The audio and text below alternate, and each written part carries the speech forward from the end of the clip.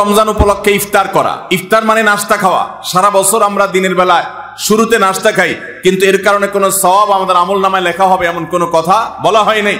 কিন্তু রমজান মাসের সন্ধ্যা যখন আপনি ইফতার খাবেন, এই ইফতার খাওয়ার মাধ্যমে আপনি একটা সুন্নাহর উপর আমল করলেন, এটার কারণে আপনার আমলনামাতে একটা সওয়াব লেখা হবে।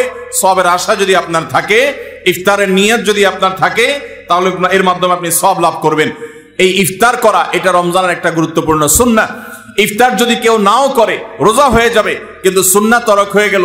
এই জন্য ইফতারে যতটুকু তৌফিক হয় ততটুকু কিছু না কিছু মুখে দেওয়া, এটা সুন্নাহ। ইফতারটা তাড়াতাড়ি করা, ইফতার বিলম্বে না করা। আমরা অনেকে আছি ইফতার অনেক বেশি দেরি করি। আমরা মনে করি যত দেরি করে ইফতার করা যায় ততই বোধহয় রোজাটা নিশ্চিতভাবে শুদ্ধ হয়, সঠিক হয়। এটা ভুল ধারণা। নবী করিম সাল্লাল্লাহু আলাইহি সাল্লাম বলেছেন, যতদিন পর্যন্ত এই উম্মত মুসলমান জাতি ইফতার দ্রুততার সাথে করবে, অর্থাৎ ওয়াক্ত হওয়ার পর আর বিলম্ব করবে না, ততদিন পর্যন্ত তারা কল্যাণের মধ্যে থাকবে। এক্ষেত্রে সাহরির মতো একই কথা প্রযোজ্য, যে দ্রুততার সাথে মানে এই নয় যে একবারে সেকেন্ড হিসাব করে ফেলতে হবে, তবে যতটুকু সম্ভব নিশ্চিত হয়ে গেছেন সূর্য ডুবে গেছে আর বিলম্ব না করে ইফতার করাটাই হলো সুন্নাহ। এবং এক্ষেত্রে আমরা অনেক অবহেলা করি, অনেক দেরি করে ইফতার করি। চতুর্দিকে অন্ধকার হয়ে যাওয়ার পরে ইফতার করে সাধারণত শিয়ারা এবং অনেক বিভ্রান্তরা।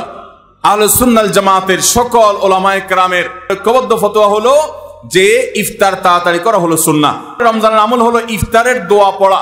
ইফতারের দোয়াটা আমরা অনেকে জানিও না, আবার অনেকে জানলেও সেটা কখন পড়তে হয় সেটা জানি না। ইফতারের শুরুতে বিসমিল্লাহ বলে ইফতার শুরু করতে হবে, ইফতার করা শেষ, এরপরে দোয়া পড়তে হবে। আমরা অনেকে ইফতারের আগে দোয়া পড়ি। এই দোয়াটা ইফতার দোয়াটা পড়তে হয় ইফতারের পরে। দোয়াটা হলো যাহাবাজ জামা ওয়াবতাল্লাতিল উরুক ওয়া সাবাতাল আজরু ইনশাআল্লাহ। এটা হলো দোয়া। যাহাবাজ জামা মানে হলো আমার পিপাসা দূর হয়ে গেল, ওয়াবতাল্লাতিল উরুক আমি ইফতার করার মাধ্যমে প্রশান্ত হয়েছে, আমার শিরা উপশিরাগুলো সবগুলো সিক্ত হয়েছে, ওয়া সাবাতাল আজরু ইনশাআল্লাহ, এবং এই রোজার বিনিময় আল্লাহর কাছে সাব্যস্ত হলো ইনশাআল্লাহ। এই দোয়া পাঠ করা সুন্নাহ। তাহলে ইফতারের পর আমরা এই দোয়া পড়বো, যাহাবাজ জামা ওয়াবতাল্লাতিল উরুক ওয়া সাবাতাল আজরু ইনশাআল্লাহ। এটা হলো রমজানের আমল, ইফতারের দোয়া পড়া। ইফতার এবং সাহারি উভয়টাতে খেজুর খাওয়া এটা সুন্নাহ।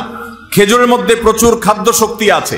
আমরা রমজান মাসে যে রোজা রাখি, সারাদিন পানাহার বর্জন করে থাকি, আমরা যদি সাহারিতে খেজুর খাই, আমাদের শরীরে প্রচুর পরিমাণ খাদ্য শক্তি থাকবে এই খেজুর খাওয়ার ফলে।